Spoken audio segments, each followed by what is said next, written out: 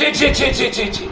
मैं ऐसे सवालों को लेकर मैं पहले भी कह चुका हूं कि जब एक सर्वे आया था नाथूराम गोडसे और महात्मा गांधी के बीच, जिसमें 53% लोगों ने महात्मा गांधी को लाइक किया और 47% नाथूराम गोडसे को। हम उस वक्त भी गए थे कि देश की मानसिकता और विचारधारा मृत हो चुकी है, क्या संभव है राजनीति अब अच्छे लोग करेंगे। दोबारा जब आजाद हिंदुस्तान में 3 महीने से घटना घटित हो, ना तो देश के पीएम कभी कुछ बोलते हो, ना तो हम गृह मंत्री बोलता हो, ना ट्वीट करता हो, 150 से ऊपर लोग मर चुके हों, एक दूसरे के घर में एक दूसरे कौम लगातार खत्म करने की तैयारी मणिपुर में हो, मणिपुर रक्त रंजित हो गया हो, रक्तपात हो गया हो, मणिपुर रक्त चरित्र जैसी चीजें आम बन गई हो, और उसके बाद देश का पीएम भी मस्त, सीएम भी मस्त, और वहां की पूरी डेमोक्रेसी खत्म हो गई। 17 दिनों के बाद जिस तरीके से कल रात में वीडियो वायरल हुआ, सैकड़ों लोग 2 अलग समुदाय के बच्ची के साथ नंगे करके 3 घंटे तक लगातार प्राइवेट पार्ट के साथ छेड़खानी करना, उसके इंटरनेट कोर्स करना हाथ से, और जिस तरीके से उस बेटियों के साथ, मां के साथ किया गया, दुनिया के में आज तक ऐसी घटना मैंने नहीं देखी। यदि ये वीडियो वायरल नहीं होता तो वहां के सबसे निर्दयी और निर्मम उस मुख्यमंत्री को एक दिन भी जीने का राइट नहीं है। सुप्रीम कोर्ट के 100 मोटो नोटिस के बाद वहां का मुख्यमंत्री कहता है एक घटना नहीं घटी है, सैकड़ों घटना घट चुकी है। क्या उसको चुल्लू भर पानी में डूब के नहीं मर जाना चाहिए? क्या ऐसे मुख्यमंत्री के खिलाफ सुप्रीम कोर्ट को अविलंब सख्त नहीं कर देना चाहिए? उस पर बलात्कार के केस लागू नहीं होना चाहिए क्योंकि उनके संरक्षण में बलात्कार किया गया, और वो खुद स्वीकार करता है कि एक नहीं सैकड़ों हुए हैं। और पहली बार सुप्रीम कोर्ट के निर्णय के बाद हिंदुस्तान का पीएम मणिपुर का नाम लिया, और वो भी यह कहने में कि लॉ एंड ऑर्डर का मामला, कानून का मामला है। कभी उनके लिए दिल्ली के पर बैठी 3 महीना की बेटियां अपनी भीख मांगती रही, रेप की, एक बार नहीं बोले, और अब कहता है इतने निर्मम सामूहिक बलात्कार किए गए उस बेटियों का, हजारों भीड़ के सामने सामूहिक बलात्कार हुआ।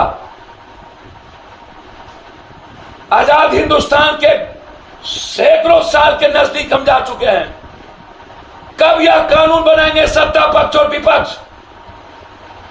ये हिंदुस्तान में किसी की हिम्मत नहीं हो किसी के परिवार और घर की बेटी और मां। परफेक्शन IAS UPSE और BPSC फाउंडेशन क्लासेस के लिए समर्पित संस्थान। यहाँ आपको UPSE selected and interview appeared faculties द्वारा गाइड किया जाता है। Separate batches for Hindi and English medium. 65वीं और 64वीं BPSC एग्जाम में 69 और 107 रिजल्ट्स एवं 66वीं BPSC एग्जाम में 131 रिजल्ट्स हासिल किया है परफेक्शन IAS टीम ने। परफेक्शन IAS, कुमार टार, बोरिंग रोड, पटना। सोचने की हिम्मत नहीं होनी चाहिए। कब मिलेंगे हम लोग इस बात को लेकर? यह एक बड़ा सवाल है इस हिंदुस्तान में। सर्वोच्च न्यायालय को इस पर सुप्रीम कोर्ट की कमेटी बैठा करके अविलंब 3 महीने के अंदर सबको फांसी की सजा मिलनी चाहिए।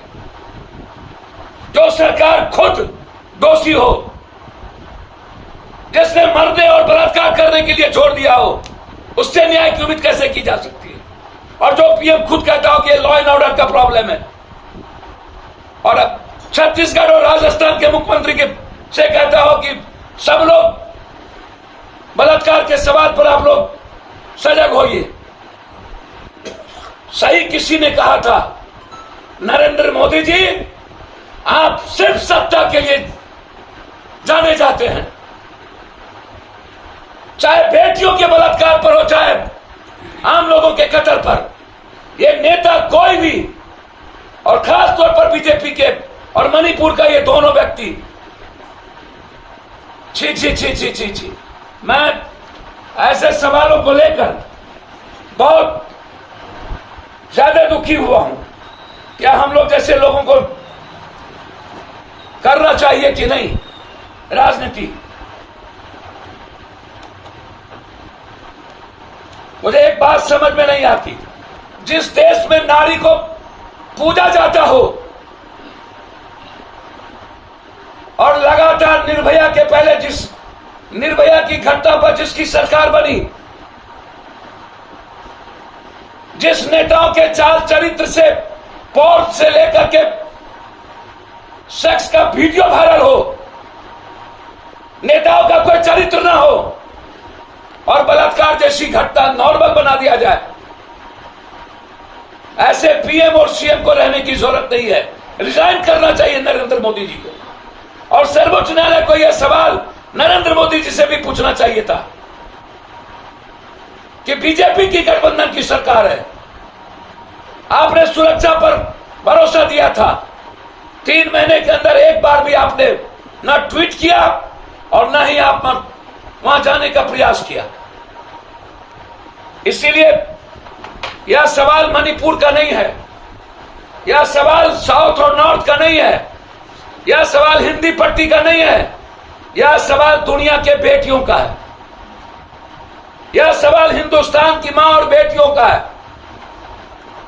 यदि आज हिंदुस्तान चुप रहती है तो आने वाला समय में किसी भी घर की बच्ची सुरक्षित नहीं होगी। निकलना होगा हिंदुस्तान की मां और बहनों को इस सवाल को लेकर।